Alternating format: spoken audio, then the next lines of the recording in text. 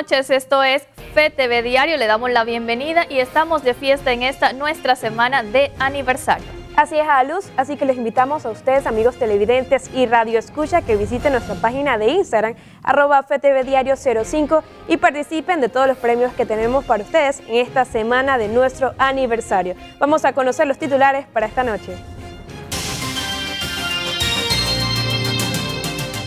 En esta emisión de FETV Diario, Metro de Panamá presenta resultados de evaluación de propuestas técnicas y económicas para la construcción de la línea 3 del metro. Tenemos los detalles en directo. Expresidente de la Junta Directiva de la Caja del Seguro Social desmiente que haya recibido dinero del expresidente Juan Carlos Varela. ETESA brinda recomendaciones para el cambio climático del mes de diciembre a marzo. Distintos gremios afinan detalles para la gran marcha del próximo jueves. Autoridades siguen sin definir cuál será el ajuste al salario mínimo.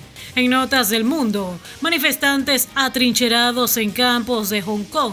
La policía amenaza con balas reales. Conozca los detalles de estas y otras noticias a continuación. Iniciamos y los panameños siguen con la expectativa por saber cuál será el nuevo salario mínimo en el país. Sectores discuten el ajuste porque aún no han llegado a acuerdos. Un salario acorde con la realidad del país es a lo que aspiran los miembros del Consejo Nacional de Trabajadores Organizados, y es que señalan que es necesario que se haga un ajuste de salario que pueda cubrir las necesidades de los panameños. La necesidad de que el salario en nuestro país es una necesidad urgente que requieren todos los trabajadores del país, y que la opinión de ellos fueron positiva. En este momento estamos analizando, conversando para ver si hay la posibilidad de llegar a un acuerdo. Para nosotros sería lo ideal llegar a un acuerdo consensuado con los empresarios.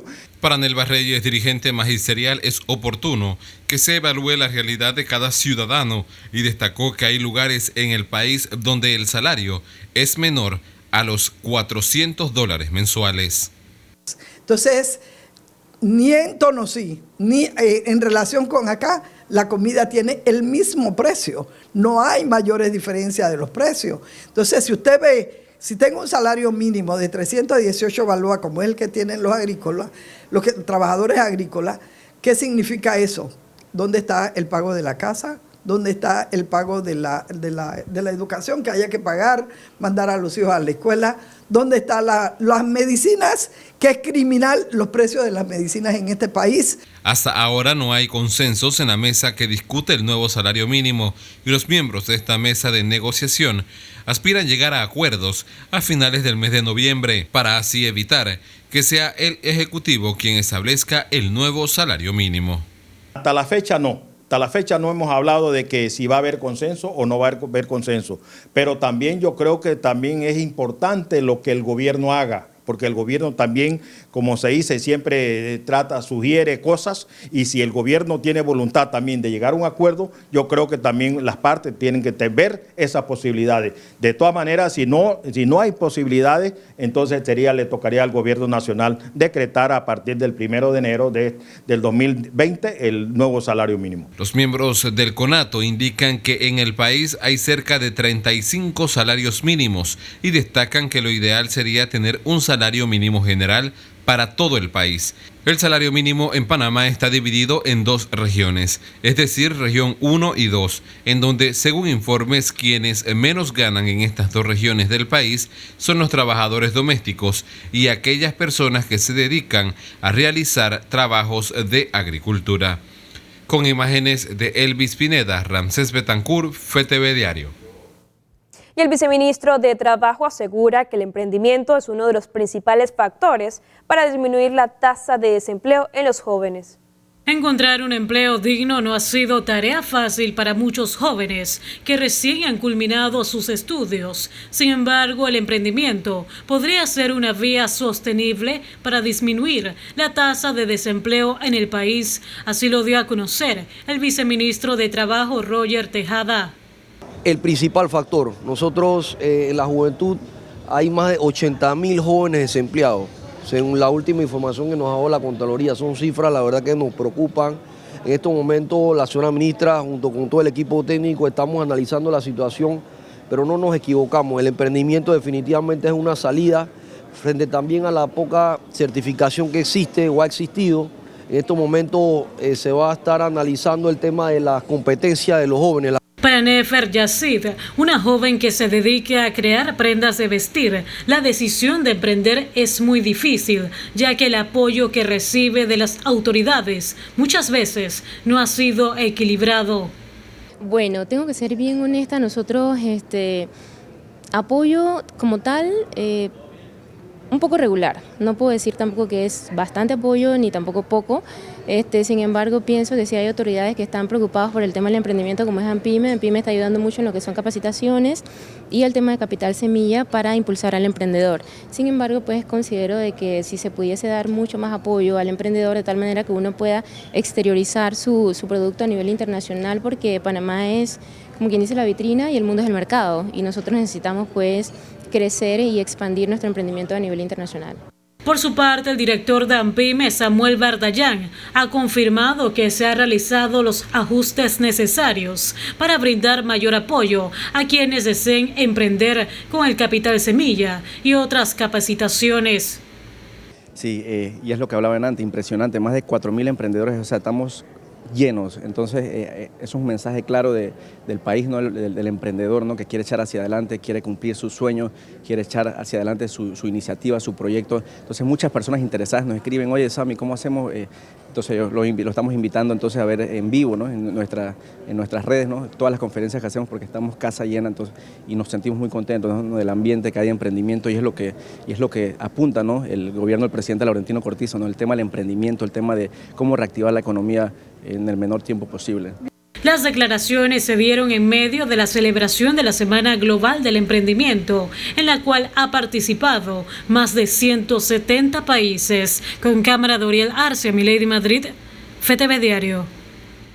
Bien, y cambiamos de asunto. Una vez de inicio las sesiones extraordinarias de la Asamblea Nacional, expertos esperan la escogencia de los magistrados de la Corte Suprema de Justicia y sus suplentes sean personas separadas del ámbito político. Bueno, para mí sería lamentable que se escogiera una persona militante activo como se escogió, y con mucho responsabilidad lo digo, al fiscal electoral. Una persona muy arraigado a un partido gobernante, y yo no creo, o el Contralor General de la República. Mira, estos son cargos muy importantes, magistrado de la Corte Suprema de Justicia, y honestamente que no tenga nexo. ¿Por qué sucumbió un magistrado de la Corte Suprema de Justicia anteriormente, que no contó con la ratificación? Porque tiene una ligación con el Poder Ejecutivo, con un familiar dentro del Poder Ejecutivo. No queremos nada de eso, queremos a alguien diferente. De miles de abogados que existen, ¿por qué entonces uno inclinarse con alguien que tenga directa o indirectamente un grado de ligación con el Poder Ejecutivo? Nosotros queremos ruptura con la gente decente, con el cordón umbilical, porque aquí en Panamá el sistema de justicia colapsó. Hacemos contacto directo con Ramsés Betancourt, quien se encuentra con el presidente designado del Metro de Panamá, ya que esta tarde se dio a conocer las aperturas de los sobres de las empresas interesadas en la construcción de la línea 3. Amigos televidentes de FTV Diario, a esta hora yo me encuentro con Héctor Ortega, quien forma parte del Metro de Panamá, ingeniero, para que nos hable de esa importante actividad que se ha realizado esta tarde aquí en un hotel de la localidad. Sí, bueno, para el Metro de Panamá y el gobierno es un día sumamente importante. Hemos concluido con un hito importante en lo que corresponde a la evaluación de las propuestas. Esta fue una licitación por mejor valor con evaluación separada. La evaluación técnica ya se había dado en su momento y los precios estaban en las bóvedas del Banco Nacional, y en el día de hoy se dieron las aperturas y se hicieron las ponderaciones correspondientes de los consorcios que calificaron. Así que hemos visto un proceso transparente, unos precios muy similares entre los consorcios, y en el día de hoy se le ha favorecido con la mayor puntuación el consorcio HPH, que es un consorcio coreano, y ahora al Metro de Panamá simplemente le toca esperar el cumplimiento de la ley, que vienen los 3 días, según la ley 22, por la cual fue licitado este proyecto, de alguna consulta o de parte de los otros consorcios y que contrataciones públicas conteste si se dan y esperar para confeccionar y echar adelante el proyecto. ¿Cuándo podría dar inicio en construcción como tal el proyecto de la línea 3 del metro? Bueno, una vez se cumplan con los procesos para cumplir lo que viene siendo la adjudicación del proyecto, hay una serie de requisitos como que hay que confeccionar, que vienen siendo los contratos, los prediseños, y una vez se confeccione eso, que tomará, no tenemos fecha exacta, pero sí estamos muy apremiados con el tiempo y queremos empezar lo antes posible, pero tenemos que cumplir con los requisitos correspondientes y de una vez se cumplan y se adjudique formalmente con las consecuencias de los contratos y una serie de estudios preliminares que hay que hacer. ¿Podría ser en el 2020? Definitivamente es en el 2020. Ahora, tengo entendido que también se están haciendo algunos cambios en el tema del cuarto puente sobre el Canal de Panamá para que la línea 3 no dependa de la construcción del cuarto puente sobre el Canal de Panamá. ¿Qué información maneja usted?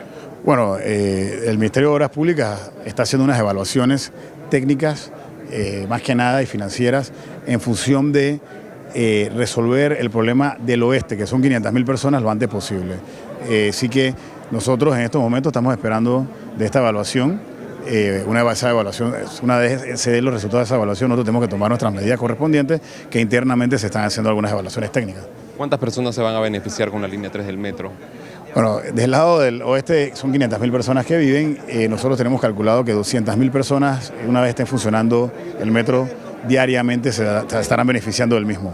Señor Ortega, tengo que consultarle. Durante las últimas semanas se han dado algunas incidencias, tanto en línea 1 como en línea 2, debido a que los trenes muchas veces se quedan sin energía eléctrica y esto afecta realmente a la población que se traslada por estas líneas del Metro de Panamá.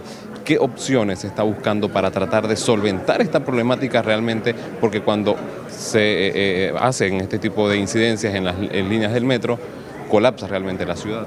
Sí, bueno, lo hemos dicho, una vez nos designaron que tenemos un gran reto de la operación y el mantenimiento de las líneas existentes. Es un activo importante para los panameños, le ha cambiado la vida a los panameños. Hoy en día la línea 1 de lunes a viernes diariamente tenemos alrededor de 325.000, 350.000 personas usando el metro, la línea 1, y la línea 2, 150.000. O sea, ha sido un modo de transporte, un vehículo de transporte importante para la ciudadanía, así que tenemos que asegurar que la operación y el mantenimiento se dé en el momento oportuno. Sí se han dado unas incidencias en los temas eléctricos, ya lo estamos atacando. Algunos tienen que ver con algunos rayos, ¿ok?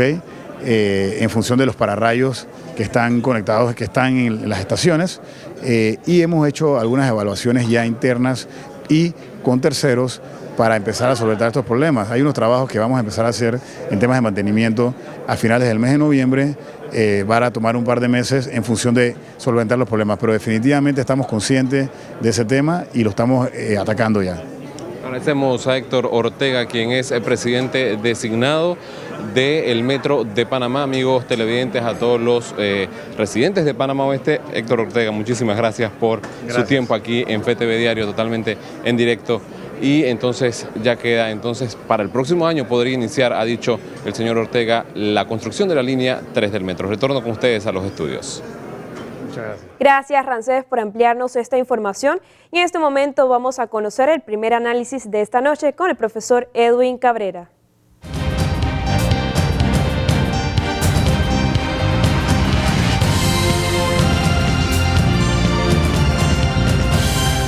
Buenas noches, amigos televidentes. Oiga, ya estamos en la segunda quincena del mes de noviembre. Les menciono esto porque hay una reunión que se viene dando desde hace un tiempo atrás y me refiero a la mesa del salario mínimo, en la cual el sector empresarial y el sector de los trabajadores organizados, cada uno inicia un proceso de propuestas y contrapropuestas, siendo el tercero en la mesa el Ministerio de Trabajo. Y procura esta mesa crear el ambiente o las aproximaciones necesarias para llegar a un acuerdo, toda vez que la ley ordena que cada 2 años hay que revisar este salario mínimo. Y justamente de esta mesa que está reunida actualmente, deberá salir el ajuste, si es que lo hay, para que a partir de enero de 2020 se proceda. Yo particularmente estoy de acuerdo en que hay una revisión periódica. Lo que no estoy de acuerdo es con meter esa revisión en una especie de camisa de fuerza que cada 2 años hay que hacer la misma. Porque ¿cómo administramos la realidad de la economía del país?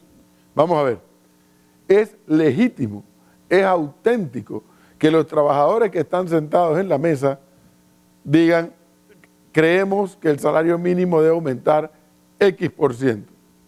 Bien, eso es legítimo. También es legítimo que los empresarios digan, pero es que ese porcentaje no se puede porque la realidad es esta otra de las empresas y nos va a costar X más. Pero también es real que no solamente el Ministerio de Trabajo, sino los otros factores de poder que juegan en una decisión como esta, nos digan la realidad de la economía del país. Y eso es a eso a lo que me refiero.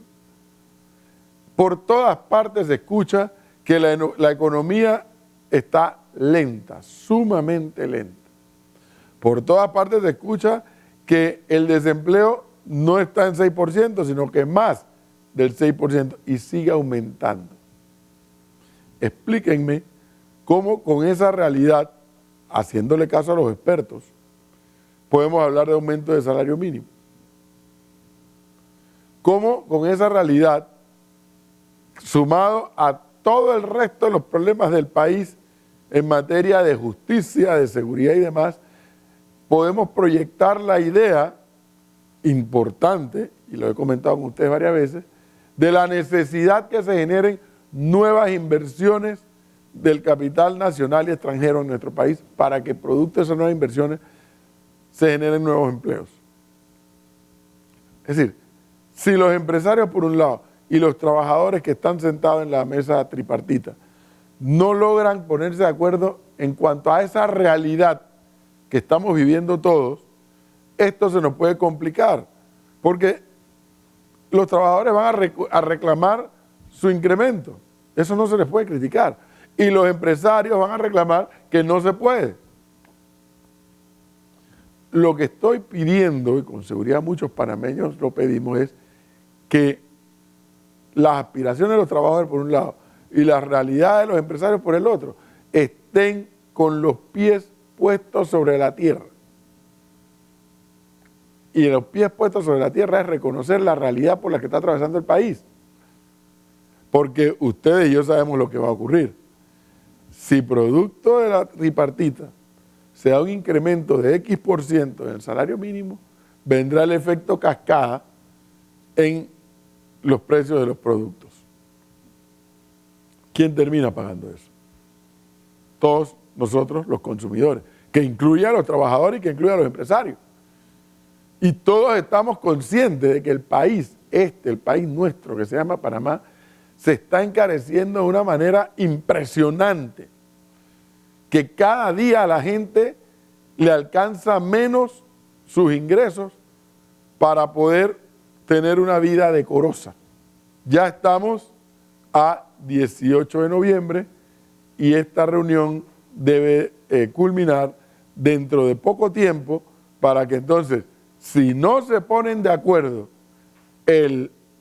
la patronal con el sector de trabajadores, entonces el dirimente es el órgano ejecutivo mediante el Ministerio de Trabajo, que es lo que entiendo usualmente tratan de evitar, porque entonces el árbitro termina decidiendo de una forma u otra en donde unos u otros no quedan satisfechos. Yo creo que vale la pena que revisemos esa camisa de fuerza que tenemos. Continuamos con más información en el segundo bloque. Vamos a hablar nuevamente de los Varela Leaks. Vamos a hablar de eso en el segundo bloque.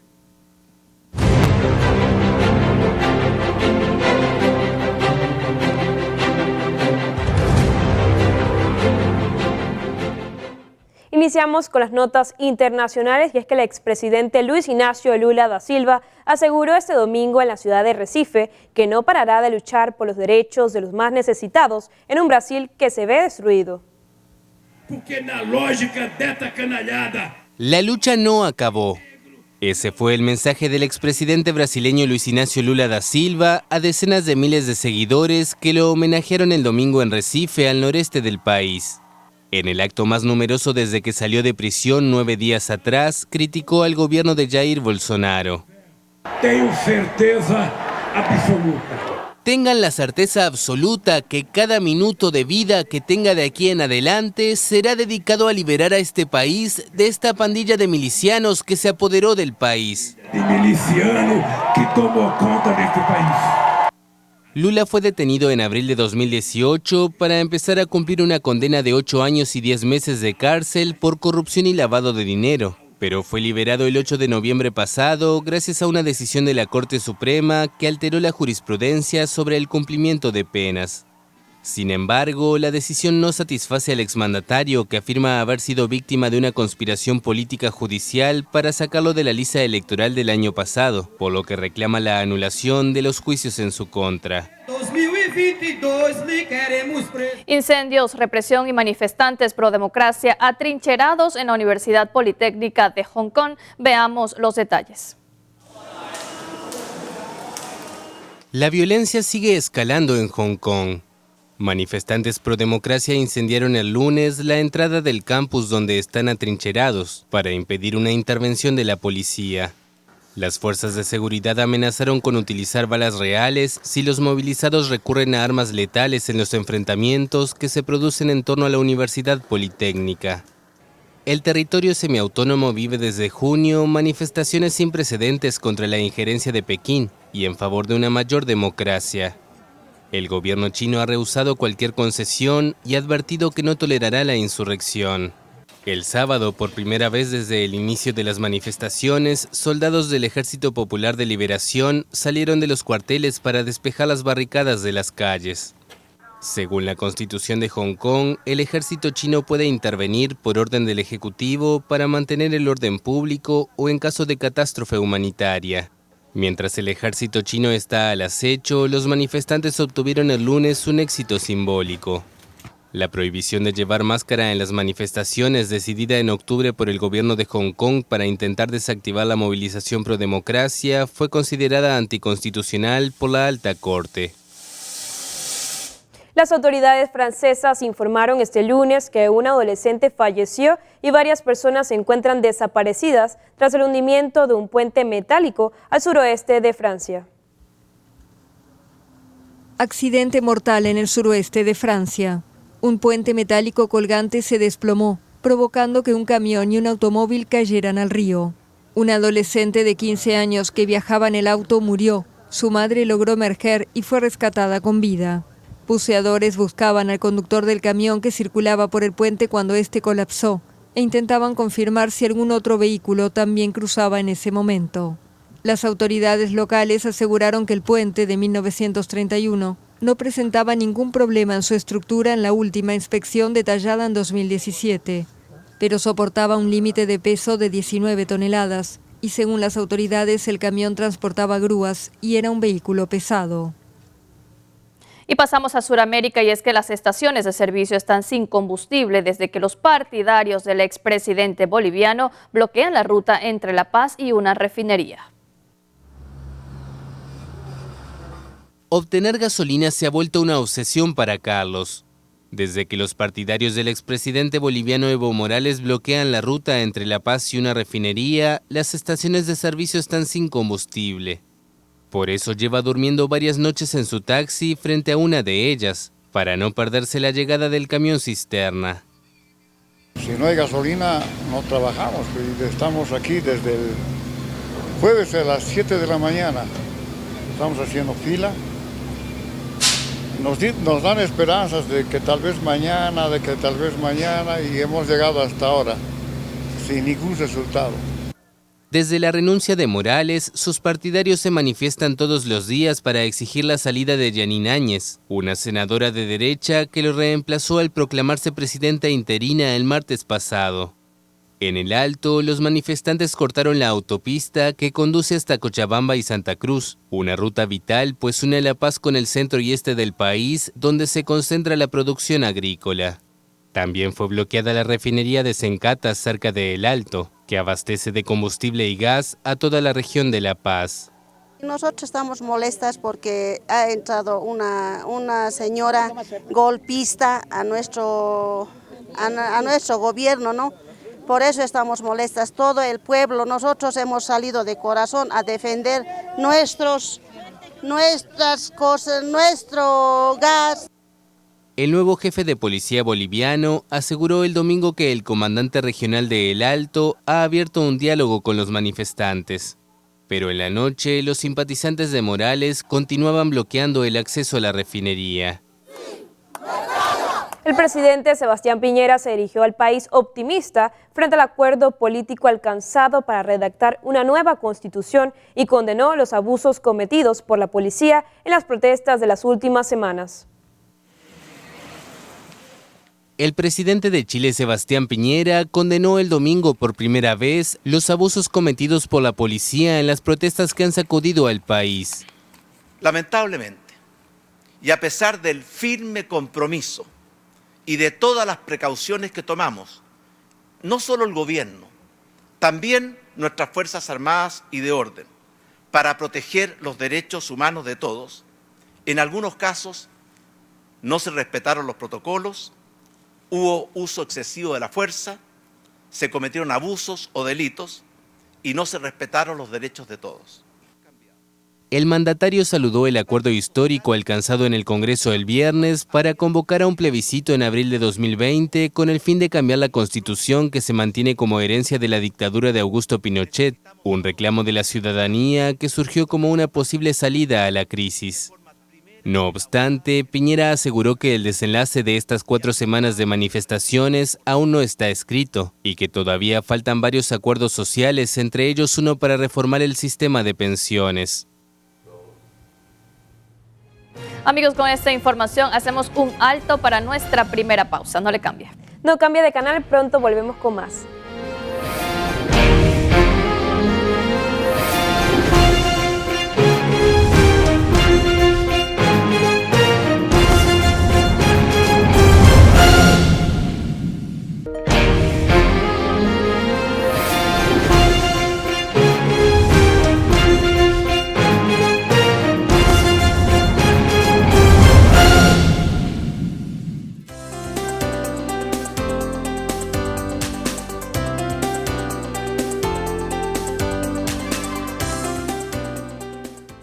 Seguimos con más información en FETV Diario y en este momento acompañada de Jesús Higuera de Fundación Profe, quien viene a promocionar un evento que tendrá nuestra Iglesia Católica el próximo miércoles 20 de noviembre. Jesús, bienvenido a FETV Diario. Muchas gracias, qué rico estar aquí en el canal de la Iglesia, el canal que todos los católicos vemos y nos enteramos del acontecer de nuestra fe.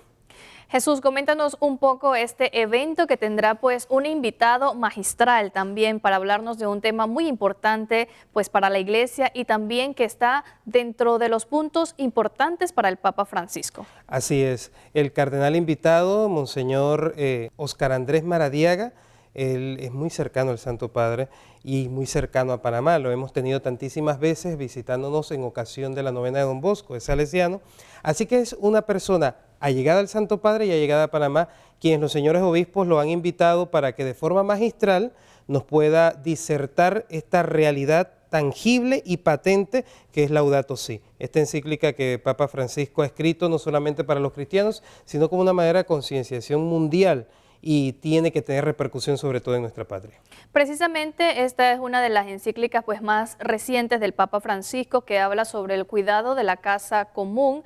Laudato Si pues ha sido muy promocionada, pero sobre todo en este momento que estamos viviendo todo el tema de la contaminación, del cambio climático. Háblanos la importancia que tiene para la Iglesia panameña que las personas puedan conocer más sobre esta encíclica. Mira, Laudato Si, más que una entrevista, más que una encíclica, perdón, es una invitación a la conciencia. Es importante que todos los cristianos y toda persona de buena voluntad tenga una conciencia, no es una moda green, que yo utilizo hoy un vaso desechable, o que yo reciclo papel, o que yo utilizo aceite reutilizado para X, es más allá que eso, es una conciencia de que la casa común es el planeta.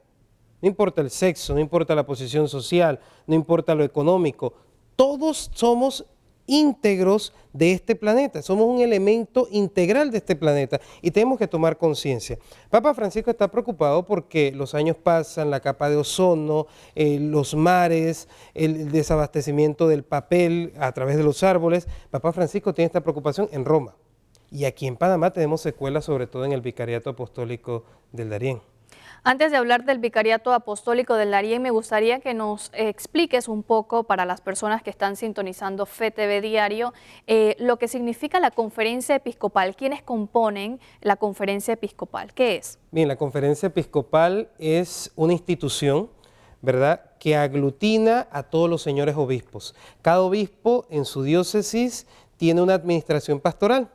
Sin embargo, ellos en comunión se reúnen y conforman esto que se llama Conferencia Episcopal Panameña. Y ellos están fiscalizando constantemente en comunión cómo va el pastoreo de todo este rebaño de esta provincia que se llama Panamá. Entonces tenemos la diócesis de David, la prelatura de Bocas del Toro, tenemos la diócesis de Colón y Cunayala, tenemos la diócesis de Penonomé, en Azuero, la diócesis de Chitré, tenemos la diócesis, la arquidiócesis de Panamá y el Vicariato Apostólico del Darién. Entonces son 8 obispos que están activos, gobernando, presidiendo su diócesis, y tenemos también la experiencia de los obispos eméritos.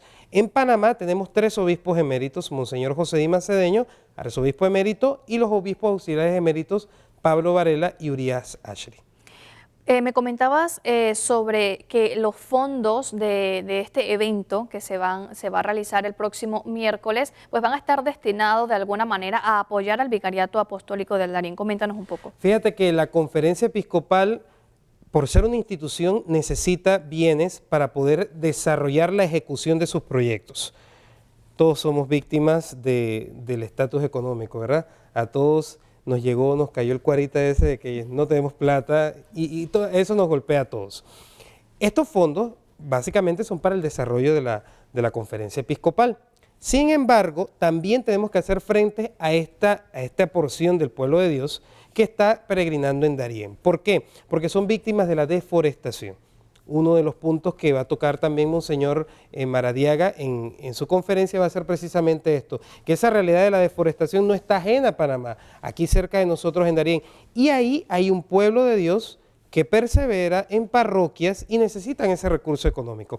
Entonces la donación a esta conferencia magistral pues también repercutirá en su momento dado a estos hermanos del Darién. Precisamente, ¿cuál es el costo? ¿Dónde las personas pueden adquirir sus boletos? ¿Dónde se va a realizar y a qué hora se va a realizar? Bien, el evento se va a realizar a las 7 de la noche este miércoles en la parroquia Nuestra Señora de Guadalupe en calle 50. Miércoles 20, 7 de la noche, parroquia Nuestra Señora de Guadalupe, el costo $50. ¿Dónde pueden conseguir los boletos? Estamos vendiendo los boletos en la Fundación Profen y también en el Instituto Técnico Don Bosco. Para adquirir estos boletos usted puede llamar al 228-2323, 228-9271 y con mucho gusto nosotros llevaremos adelante esto. También en taquilla, en el día del evento, afuera de la iglesia, una taquilla levantada, un templo, ¿no? Vamos a tener también boletos para que todos participen de esta conferencia. Bueno, Jesús, muchísimas gracias por acompañarnos en FETV Diario. Ya usted sabe, la invitación abierta para este miércoles 20 a acompañar pues desde la iglesia de Guadalupe y poder adquirir todos estos conocimientos con el cardenal Óscar Andrés Rodríguez Maradiaga y esta charla magistral sobre Laudato Si. Vamos a continuar con más información en FETV Diario. Gracias a Luz por esta entrevista. Ya usted lo sabe, este miércoles 20 tiene una invitación. Vamos con la información eclesial.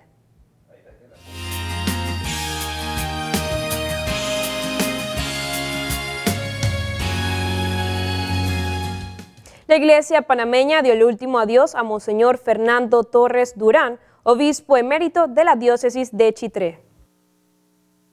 Fue una persona amiga,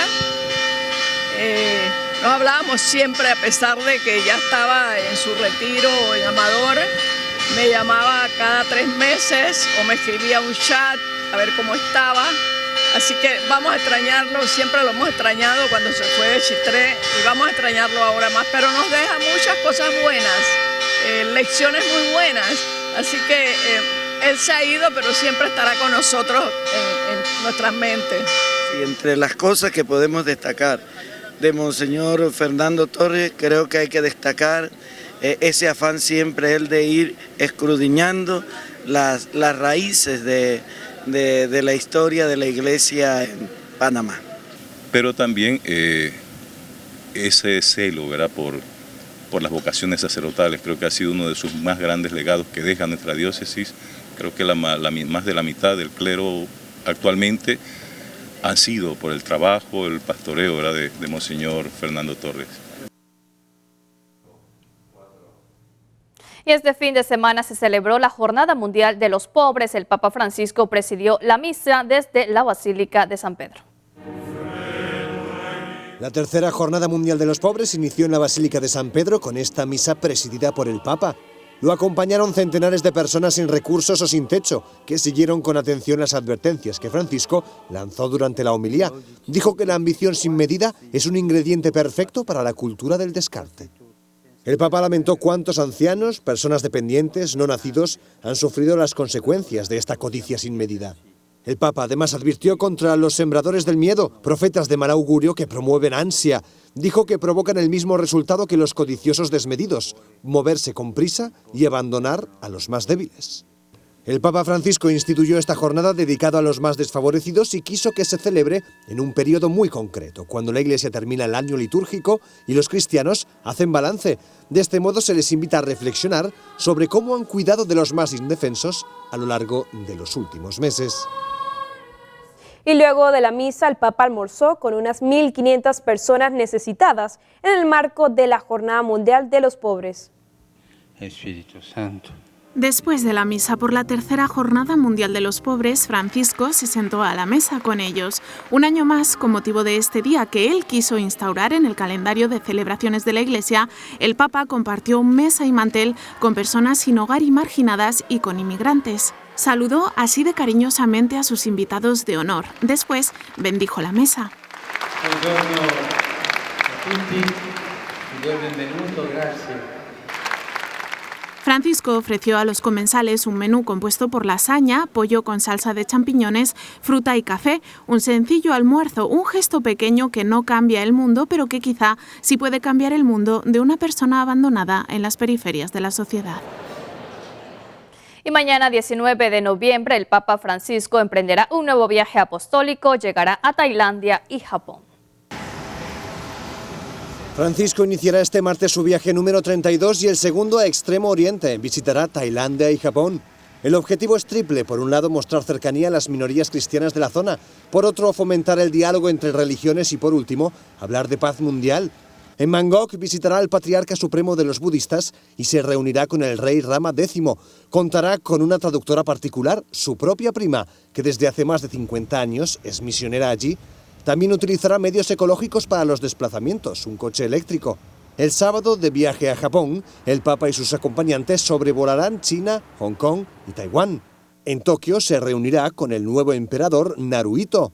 También visitará la zona cero de las bombas atómicas de Hiroshima y Nagasaki para rezar por la paz en el mundo. Allí saludará a los familiares del fotógrafo americano John O'Donnell, que retrató las consecuencias de la tragedia.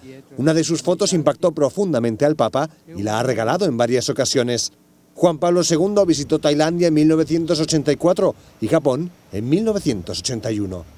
Allí advirtió de los peligros de seguir sistemas de vida centrados en la eficacia, porque dijo que pueden provocar un gran vacío interior en las personas.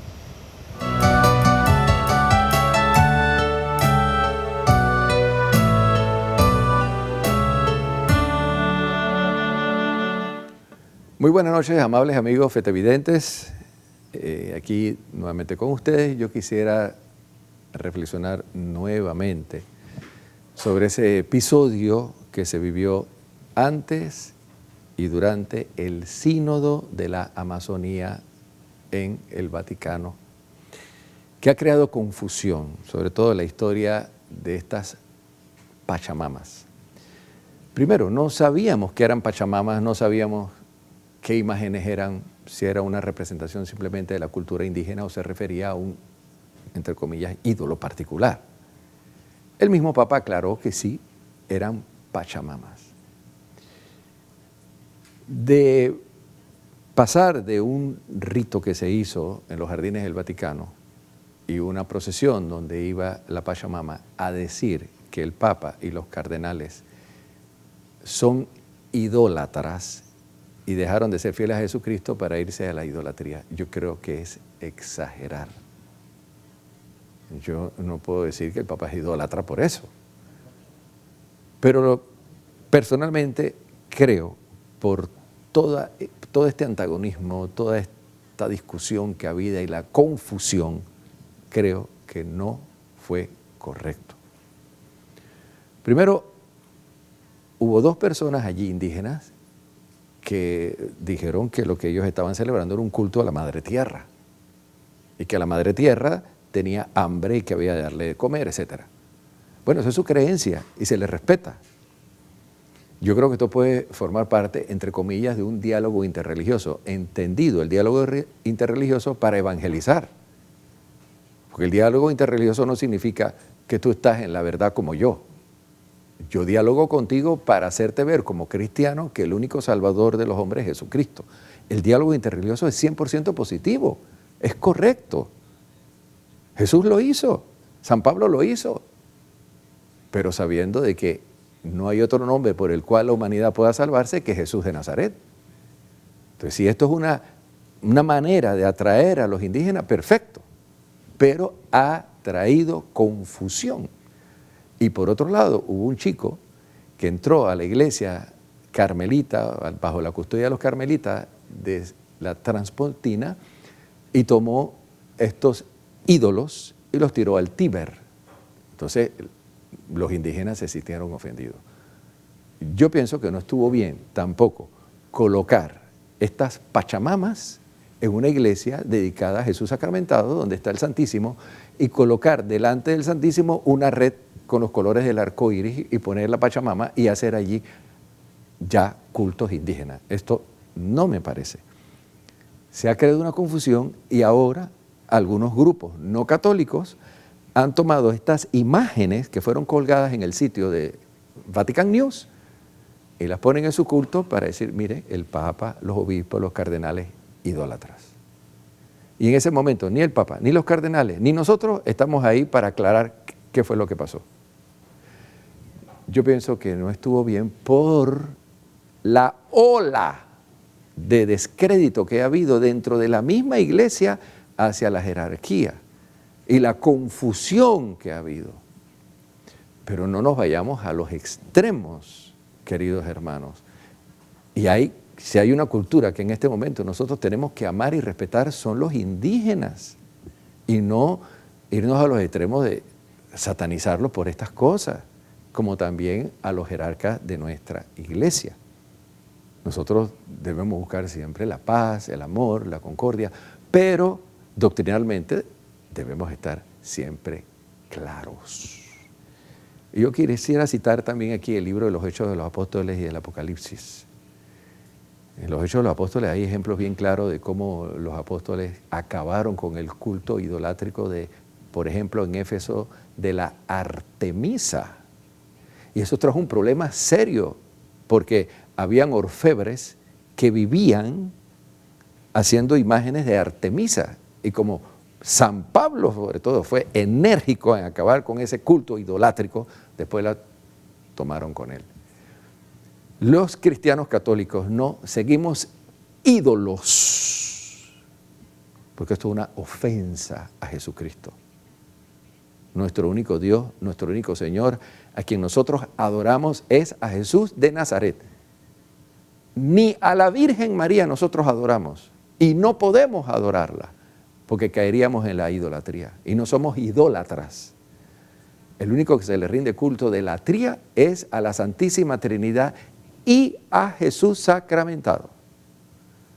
A la Virgen en la iglesia le rendimos el culto de hiperdulía, una especial veneración o mucha veneración, como a los santos, culto de veneración o de edulía. Pero esto es bueno, ¿no? Porque todo esto nos ayuda a aclarar, a purificar y a volver al catecismo de la Iglesia Católica. Y no pasa nada, seguimos adelante. Lo importante es que Jesucristo es la cabeza de la Iglesia Católica. Yo estaré con ustedes todos los siglos hasta la consumación. Lo dijo Jesús, hasta la consumación del tiempo. Esperamos el retorno glorioso de Jesucristo, nuestro Rey y nuestro Señor. Seguimos con más, adelante. Seguimos con más información en FETV Diario y varios gremios sindicales se preparan para realizar marcha en contra de las reformas constitucionales. Los diferentes gremios que participarán de la marcha en rechazo a las reformas constitucionales afinan detalles para este jueves, día en el que, según la dirigente Nelva Reyes, no habrá clases en varias escuelas. No, ese día no va a haber clase porque estamos llamando, vienen compañeros del interior, compañeros de distintos lados del país y no habrá clases ese día. Pero que todos estemos, a los padres de familia también le invitamos a que nos acompañen. Las reformas constitucionales en las últimas semanas han tenido el rechazo de diversos sectores del país, quienes este jueves 21 de noviembre se aglutinarán en los predios de la Escuela República de Venezuela en Caledonia para realizar una marcha. La población está reclamando de que esas reformas en realidad no tienen el contenido deseado por la población porque faltó mucha discusión, faltó mucha consulta. Y eso ha generado bastante intranquilidad en la población, no solo en los jóvenes o en el movimiento sindical, sino que en la población en su conjunto. Actualmente en la Asamblea Nacional se llevan a cabo conversatorios con estudiantes que han solicitado la suspensión del paquete de reformas a la Constitución Política de Panamá. ¿Qué es lo que la población aspira y lo que debe y lo que se requiere hacer en una carta magna, lo más importante del país, que tiene un país? Es que los espacios de discusión para una reforma no se han dado todavía. Sí se ha dado en algunos sectores de la economía. Se espera que el debate de las reformas constitucionales se retomen en las próximas sesiones ordinarias de la Asamblea Nacional que deben empezar en el mes de enero de 2020. Con imágenes de Elvis Pineda, Ramsés Betancourt, FETV Diario. El abogado Ernesto Cedeño confía en que la discusión de las reformas constitucionales no sea periódico de ayer, por lo que presentará 3 propuestas de reformas. El presidente de la Asamblea me ha dado oportunidad para que yo vaya el miércoles y yo vengo con 3 propuestas, definitivamente para ejercer un control a los que designan la lista corta, a los magistrados de la Corte Suprema de Justicia. A mí yo quedé estupefacto con el llamado Varela League, en donde aparecer una firma designaba a los magistrados y tenían un tipo de incumbencia y de poder sobre él, daba a entender. No hay nada que me diga que dentro del Pacto de la Justicia o la concertación no puede estar la sociedad civil o alguna persona con una lista para tratar de determinar o excluir a otras personas. Hay que controlarlo. Yo vengo con una modificación en ese sentido. Hay que establecer un control al Tribunal Electoral, que ahorita mismo se maneja como dioses bajo del Olimpo. Hay que tener un control. Ya tengo por lo menos una propuesta con eso. Y creo que ahorita mismo, como lo caso de la procuradora, se requiere que un procurador sea nombrado en un periodo quinquenal y en el otro periodo quinquenal. Y Panamá se prepara para el cambio climático de temporada lluviosa a temporada seca del mes de noviembre hasta finales de marzo. Los ciudadanos deberían prepararse para el cambio climático en Panamá. ¿Y cuáles son aquellas acciones para mitigar el impacto que podría causar del mes de diciembre a marzo del año 2020? Alceli Lau, gerente de investigaciones y aplicaciones climáticas de TESA, nos explica.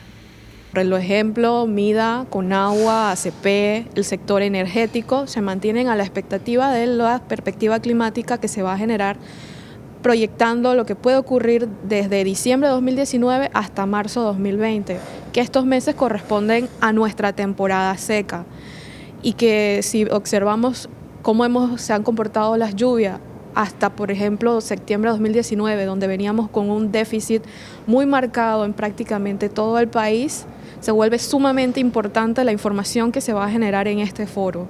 Y ellos están esperando esta información para tomar las decisiones correspondientes. Cabe destacar el ejemplo del MIDA, que a raíz de la información que nosotros le hemos venido compartiendo, ya han tomado medidas y han iniciado la cosecha de agua, por ejemplo, en la provincia de Los Santos. De acuerdo a la secretaria ejecutiva de Recursos Hidráulicos, Berta Olmedo, todas las actividades que dependan del cambio climático, como el Canal de Panamá, el sector agropecuario y el sector hidráulico, están obligados a prepararse para hacer frente a los próximos meses. Todos los sectores que tengan actividades en las cuales dependan del clima, por ejemplo, el tema del agua, el tema de las temperaturas, esto está obligado, diría yo, a tomar información, porque esto lo que nos permite es podernos preparar para los 3 meses siguientes. En el caso de que vayamos a tener una temporada seca deficitaria, que toda Centroamérica se aboca a esto en los meses que vienen, pues ¿qué vamos a hacer si los meteorólogos dicen que va a haber menos lluvia? ¿Verdad? Teniendo en cuenta también todo lo que hemos tenido como antecedente en este año 2019, donde hemos tenido un déficit de lluvia en gran parte de Centroamérica. Las recomendaciones que se realizarían para la temporada seca estarían más enfocadas en el área de salud, porque para la cosecha de agua sería demasiado tarde, expresó la gerente de investigaciones y aplicaciones climáticas de TESA. Las acciones que se harían para la temporada seca estarían más enfocadas en la línea de salud, porque cosechar agua ya en temporada seca es tarde. Para cosechar agua hay que aprovechar la temporada lluviosa. Las declaraciones se dieron en el marco del Foro del Clima 2019 con cámara de Uriel Arce, Milady Madrid, FTV Diario.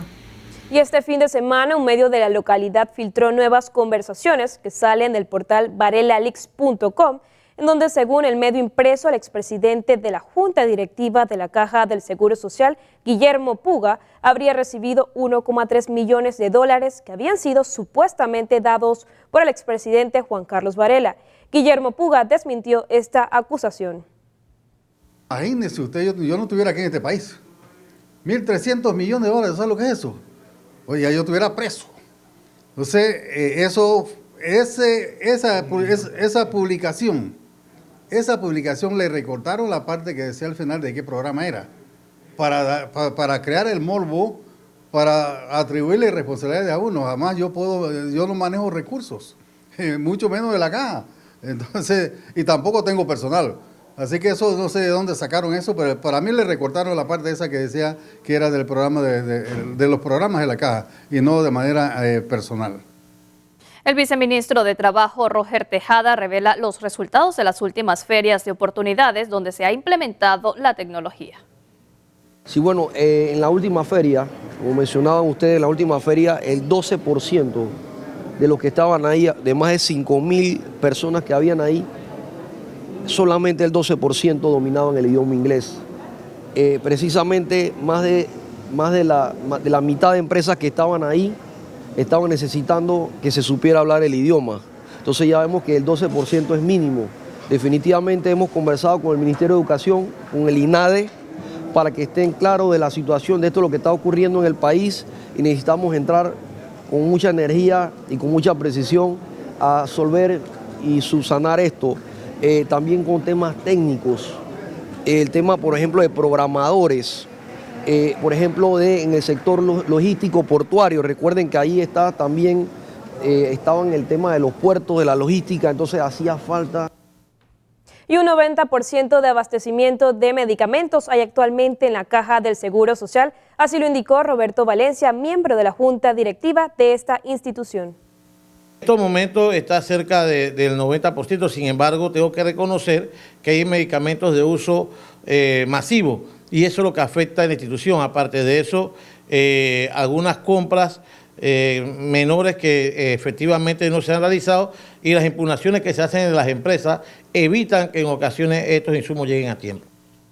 Bien, y presta atención porque el ministro de Obras Públicas informó que a partir de mañana martes 19 de noviembre se realizará un cierre parcial del Puente de las Américas en el carril derecho en dirección hacia la ciudad de Panamá para adelantar reparaciones en su losa de rodadura. Vamos a estar reparando uno de los tramos esta mañana, bueno, esta madrugada. Estamos haciendo algunas de las reparaciones de la carpeta del puente que está deteriorada. Esto lo está haciendo la empresa constructora se está encargando de realizar estos trabajos, la empresa que estuvo a cargo de las reparaciones iniciales del puente. Sujetos robaron una empresa de la zona libre de Colón. Todo quedó captado por el sistema de videovigilancia de la empresa, mientras estos delincuentes se llevaban el dinero. Tras la denuncia presentada, se iniciaron operativos. Hasta el momento no se ha dado con la captura de los sujetos. Amigos, de esta manera vamos a nuestra segunda pausa. Al volver el profesor Edwin Cabrera con el segundo análisis para esta noche. Daniela. Así es, a Luz y Alejandro Rodríguez con la información deportiva. No le cambie.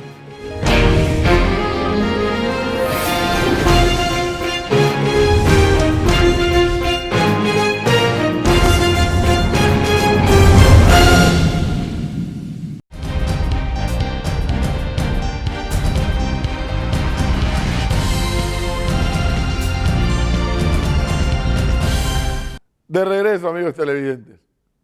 Siguen los Varela Leaks dando de qué hablar, que no es otra cosa que lo que ya hemos dicho aquí, las filtraciones. Ojo, el teléfono celular del presidente de la República en funciones en aquel momento. El señor Varela, ese teléfono fue penetrado y le están publicando todo lo que conversaba, o en este caso chateaba con una diversidad de personas. Hemos dicho aquí en este mismo espacio que lo que es materia u objeto de información a la cual tenemos derecho los panameños, claro que es susceptible de ser publicado. Por supuesto, eso no es materia de discusión. Lo que me comienza a preocupar a mí como panameño es que la historia sigue, y parece que va a seguir, porque además Varela anunció al final de la semana pasada que recibió un mensaje donde le dicen: te voy a publicar lo que sigue, y con lo que sigue tu mujer te va a dejar, y voy a hacer... Todo eso le mandaron a decir a Varela, y él lo denunció. ¿Sabe cuál es el problema? Para mí, que nos estamos comenzando a acostumbrar a vivir con esa y otras realidades, como que es normal, pues, porque usted va a ver lo que va a ocurrir ahora. Como el Estado como Estado no está haciendo nada por ubicar la responsabilidad de estas filtraciones, le apuesto lo que usted quiera, que dentro de poco habrá quienes, valiéndose de recursos propios, buscarán métodos de penetración de celulares de otros y le empezarán a salir esas filtraciones. Todas ilegales, todas son ilícitos. Entonces, no podemos acostumbrarnos a vivir con esos y otros ilícitos. Yo reitero que lo que allí estaba saliendo y que es objeto de noticia tiene que ser publicado por nosotros los medios de comunicación social. Pero eso no niega que le exijamos al Estado, por la vía de los mecanismos del Estado, llámese Ministerio Público, llámese lo que el Ejecutivo pueda hacer, llámese lo que el Judicial tenga que hacer, establecer la responsabilidad de estas filtraciones. Es una violación flagrante al artículo de la Constitución que crea la figura de la inviolabilidad de las comunicaciones. Y naturalmente, como viola el artículo de la Constitución, viola artículos del Código Penal, tengo entendido. No podemos ser una sociedad que se acostumbra a vivir con el ilícito. Y observen ustedes que nos está pasando con los leaks y nos está pasando con otro tipo de hechos ilícitos que se están dando. La robadera en los gobiernos. Y pasa el tiempo y no hay nadie preso. No podemos acostumbrar a vivirnos con los ilícitos. Estamos deformándonos como sociedad. Y como me dice alguien, te puedo asegurar que esas filtraciones en un país como los Estados Unidos, como Alemania, como Israel, estados obviamente de primer mundo en materia de tecnología, en cuestión de horas ya se sabía de dónde salieron. Pero aquí uno percibe la pasividad del Estado y la pasividad de la sociedad y no pasa nada. No pasa nada hasta cuando nos enteremos que a usted, al otro, a mí, también nos violaron nuestra comunicación. Y violar la comunicación, amigos televidentes, es violar un derecho que usted tiene como ciudadano, lo consagra la Constitución, así como consagra la libertad de expresión, consagra la inviolabilidad de las comunicaciones, consagra la inviolabilidad del domicilio, y así todo esto en el título tercero o cuarto de los derechos políticos. No puede ser. No puede ser que estemos construyendo ahora una sociedad que convive con el ilícito. Tenemos que exigirle a los responsables de administrar el Estado que se pongan a hacer su trabajo y que establezcan la responsabilidad de esto. Mientras tanto, que se siga publicando lo que es susceptible de ser noticia. Continuamos con más información ya en la parte final de nuestro informativo.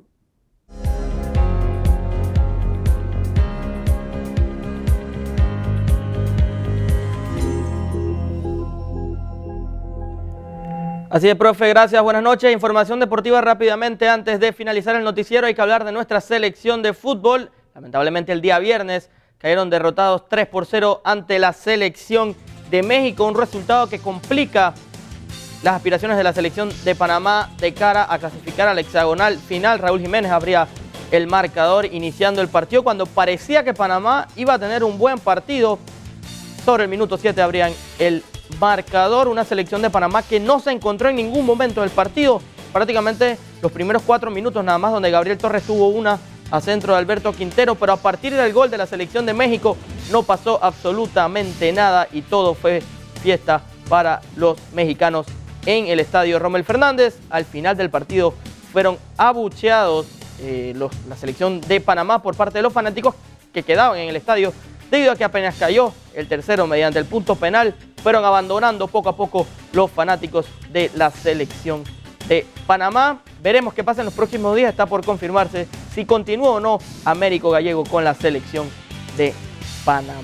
Hay que hablar rápidamente de LPF, Liga Panameña de Fútbol. Este fin de semana se jugó la jornada número 18, que era para definir quiénes iban a ser los clasificados a la siguiente ronda. El Atlético Chiriquí venció 3-1 a la Alianza, Tauro empató 0-0 ante el Árabe Unido, Costa del Este 2-2 ante Plaza Amadora, Sporting 1-0 ante el CAI y San Francisco empató sin goles ante el Universitario. Tenemos la tabla de posiciones de cómo queda en este torneo luego de 18 fechas y así quedaba luego de los resultados de la jornada 18. San Francisco era primero, Costa del Este segundo, CAI tercero, Sporting cuarto, Tauro quinto y Plaza sexto, pero por un error administrativo del equipo del San Francisco no completaron la cantidad de minutos reglamentarias de jugadores de reserva, o sea, de jugadores sub-19 en la categoría profesional, que el mínimo es de 810 minutos, les faltaron cerca de 55 minutos al San Francisco, por ende el reglamento dice que se le quitan 3 puntos y el San Francisco queda en la tercera posición automáticamente. Rapidito, para finalizar la gráfica de cómo serían los partidos de playoff, quedarían de la siguiente manera: San Francisco Plaza mañana en el Agustín Muquita Sánchez 8 de la noche y el Sporting recibe al Tauro el día miércoles también a las 8 de la noche en el Estadio Arte y Oficio. Problema que corregir para el equipo del San Francisco, que había sido líder prácticamente todo el torneo y por un error administrativo no contaron sus minutos de jugadores de reserva. No van a clasificar directo a semifinales y van a tener que jugar la ronda de playoff para poder buscar un cupo en la ronda de semifinales. Costa del Este pasa primero y CAI queda en la segunda posición para definir entonces y esperar quiénes van a ser sus rivales en las semifinales. Eso será el fin de semana. Luz Daniela, es lo que tenemos en Deportes para esta noche. Gracias, Alejandro, por la información deportiva. Queridos amigos, de esta manera llegamos a la parte final. Como siempre, gracias por informarse con nosotros. Daniela. Así es, los invitamos a que sigan en sintonía de FTV, el canal de la misericordia. ¡Feliz noche!